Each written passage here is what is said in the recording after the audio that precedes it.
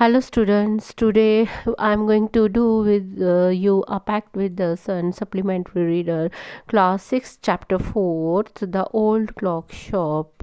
I am Manitaka from Ajubro classes.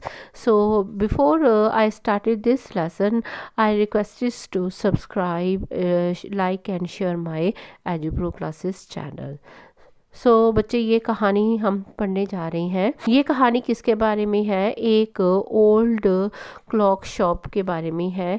जब कब ये स्टोरी हुई है, जब वहाँ पे क्रिसमस की पूर्व आ गया था, क्रिसमस ईव आ गया, क्रिसमस डे आ गया था।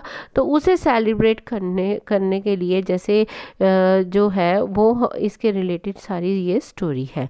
तो let I begin this story. It's Christmas Eve and closing time for shops. तो ये कौन सा जो है उस तरफ आने वाला है, क्रिसमस आने वाली है। और उस टाइम जब क्रिसमस का दिन आ गया है, ईव मीन्स पूर्व जो डे आ चुका है, और अब क्या है कि दुकानों का जो टाइम है वो बंद होने का टाइम हो चुका है। Ray's old clock shop is still open, लेकिन उनमें से एक जो दुकान थी, किसकी? रे की, जो ओल्ड क्लॉक शॉप की थी, पुरानी घड़ियों की दुकान थी, वो अभी भी स्टिल ओपन मीन्स अभी भी खुली थी।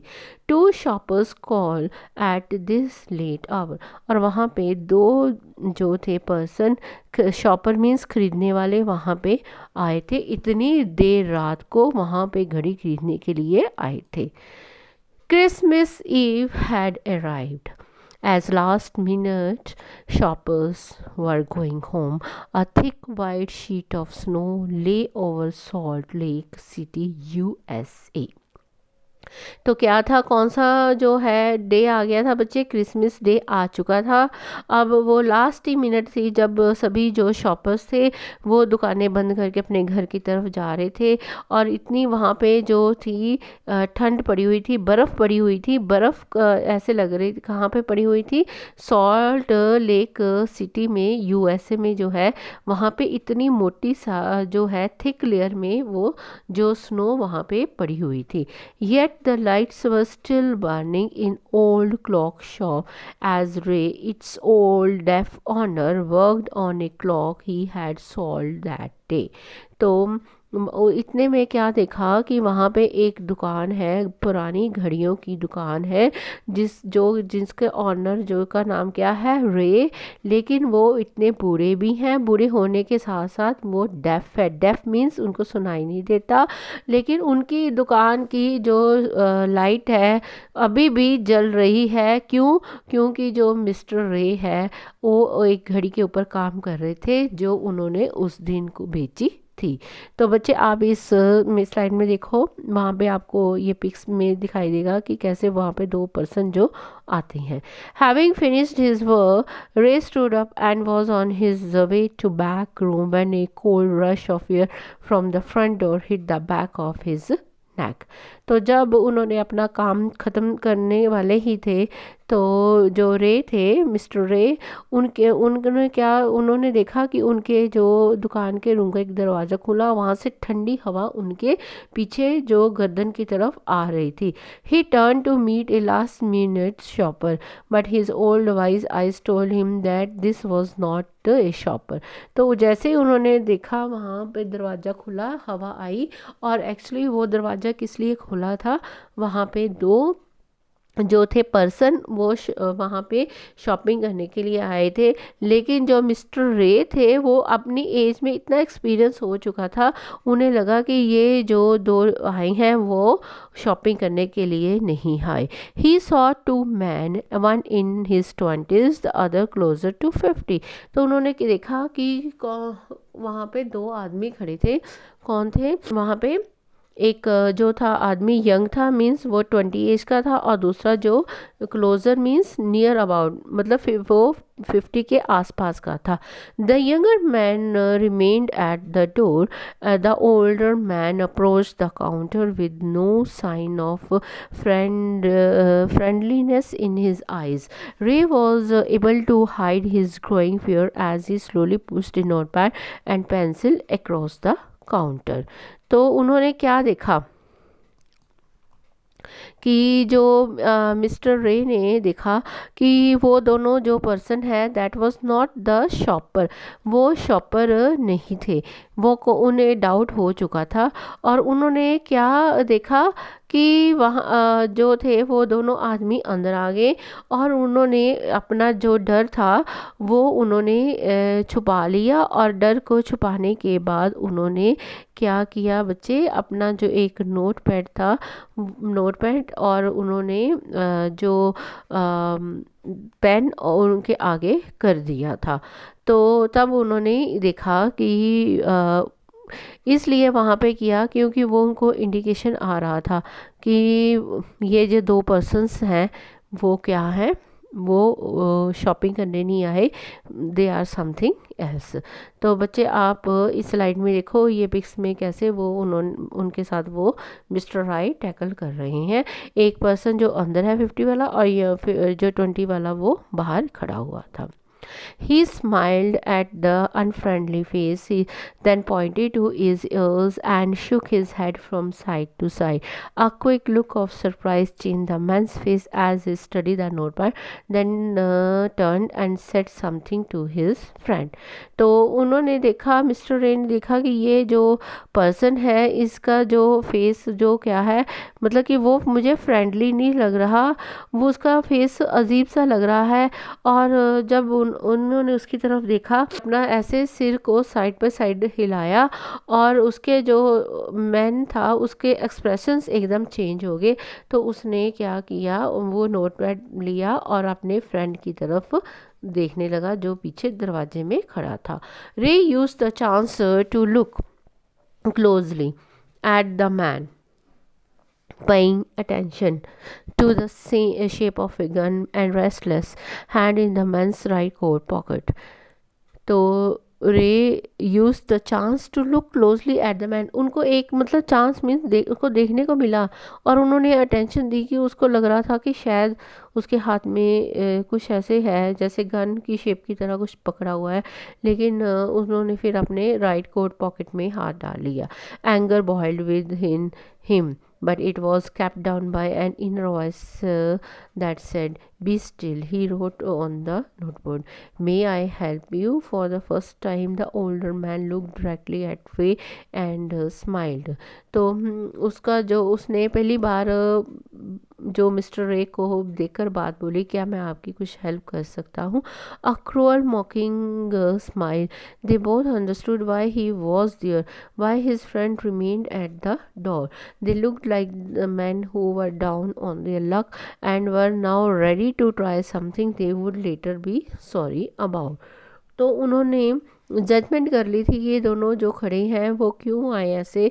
तो उसने जो दरवाजे में उसका जो फ्रेंड खड़ा था उसे देखकर भी ऐसे लगा। और यहाँ पे बच्चे ऑन देयर लक मीन्स वो अपनी किस्मत आजमाने आए थे, मीन्स वो हो सकता है कि अपनी वो यहाँ पे आकर उनको थ्रेट करके जो घड़ियाँ चुराने आए थे, कुछ भी हो सकता था। ठीक है। Ray knows that his visitors are in need. तो रे ने जान लिया कि ये जो उसके विजिटर हैं उनको कोई ज़रूरत है। He accepts an old watch in exchange for a good sum of money. तो उन्होंने पुरानी घड़ी जो खरीदनी चाहिए अच्छी अमाउंट में। The message of peace and good will spread everywhere as the old clocks dine merry Christmas. तो उसकी जो पुरानी घड़ी है सभी उन्होंने मैसेज क्या दिया था, जब क्रिसमस का टाइम आता है 12 बजते तो उनकी सारी घड़ियाँ जो बजने वाली हैं, ये हम आगे पढ़ेंगे। The clocks ticked on Ray calmly wrote another message, have you come to pick up a clock और वॉच। क्यों, रे जो थे वो सुन नहीं सकते थे तो उन्होंने अपना नोटपैड उनसे दे दिया लिखने के लिए। तो उन्होंने बोला कि क्या तुम यहाँ पे कोई घड़ी लेने आए हो, घड़ी लेने आए हो या क्लॉक लेने आए हो। Then he pointed to the long board filled with hanging clocks. तो उन्होंने फिर किसकी तरफ इशारा किया, उन्होंने जहाँ पे बोर्ड वहाँ पे लटका हुआ था बोर्ड किसका, जो क्लॉक्स एंड पॉकेट वॉचेस का था। He was not a pawnbroker but at the same time couldn't say no to the needy people who placed their old watches clocks before him for any time they could get. तो he loan more than he should. तो वो यहाँ पे क्या कहता था कि अपनी घड़ी देकर वो लोन लेना चाहता था, लेकिन ऐसा कुछ नहीं था। They would be there when the owners wanted them back at the same price he had paid no with no interest. तो वो विदाउट एनी इंटरेस्ट वो उनकी जो घड़ियाँ उन्हें वापस कर देता था। Then the older man seem to feel a little easier. उसके बाद उसको जो था, अरे उसको लगा कि अब वो मतलब कुछ ठीक है। Took out his hand from his pocket, quickly looked at the watch on his वे।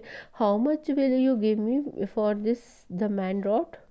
तो जो ओल्डर मैन था जो रे के पास आया था, उसने जब देखा तो उसने अपने क्या पॉकेट से हाथ निकाला और अपनी बाजू की ऊपर जो घड़ी बांधी हुई थी उसने बोला कि तुम मुझे इसका क्या दोगे। पुरानी घड़ी वो अपनी बेचने आया था और उसे मुझे कितना दोगे। रे notice a little shame in the grey eyes looking at him. The watch was nothing special and yet had great powers. उसकी घड़ी की तरह देखा, कुछ उसमें कोई स्पेशल चीज़ नहीं थी, लेकिन हाँ मजबूत बनी हुई थी। It was something to exchange away law out of bad situation, knowing that the great need had bought the man to his shop in the first place. तो उसने बोला कि चलो इसका कुछ मिल सकता है, और रे ये सोच रहा है कि इसकी जो ज़रूरत है वो उसे यहाँ पे लेकर आई है उसकी शॉप पे। रे asked how much do you need for it. तो उन्होंने बोला कि तुम्हें इस घड़ी के कितने पैसे चाहिए। The reply came back on the note pad, whatsoever it's worth. तो उन्होंने दोबारा से जो था विजिटर उसने लिखा कि इसकी क्या मतलब कितने आप मुझे इस घड़ी के दे सकते हो। Ray reach into his cash box, pulled out $50 note and pass into the man's hand. As they shook hands Ray looked into the man's eyes, they seem to say thank you. तो Ray ने क्या किया, वो अपने cash box के पास गए और वहाँ से उन्होंने $50 निकाले और आकर वो आदमी को दे दिए। तो आदमी ने उसे देखकर बोला thank you. They both new the watch wasn't worth that much. वो जानते थे कि ये घड़ी जो थी वो बेचने आए थे वो उसकी कीमत इतनी नहीं थी जो उनको मिल गई थी $50 की। तो before turning to leave the man rode, I will be back to pick it up as soon as I can merry Christmas. तो उस आदमी ने $50 लिए और नोटपैड पे क्या लिखा कि मैं जल्द से जल्द अपनी इस घड़ी को वापस लेकर आऊँगा जब मैं मैरी क्रिसमस से आऊँगा। तो बच्चे इस स्लाइड में देखो, मिस्टर रे उसे $50 दे रहे हैं और ये $50 के साथ में इमेज भी है। तो बच्चे पहले था मिस्टर रे को लगा कि पता नहीं ये क्या कहाँ से आ गए ये लोग दोनों, कि अब तो मैं दुकान बंद करने वाला हूँ, लेकिन उसे डर भी लग रहा था कहीं उसके साथ कोई मिसहैपनिंग ना हो जाए, कुछ हादसा ना हो जाए, लेकिन ऐसा कुछ नहीं था। वो जो पर्सन था जो 50 के करीब का था, वो अपनी घड़ी बेचकर उससे पैसे लेने के लिए आया था। The little story ended in half hour with the clocks striking all together. तो ये छोटी सी कहानी थी जब आधे घंटे में ही ख़त्म हो गई, और इतने में क्या सभी घड़ियों के 12 बज गए थे और वो आपस में स्ट्राइक करने लग पड़ी थी, बजने लग पड़ी थी।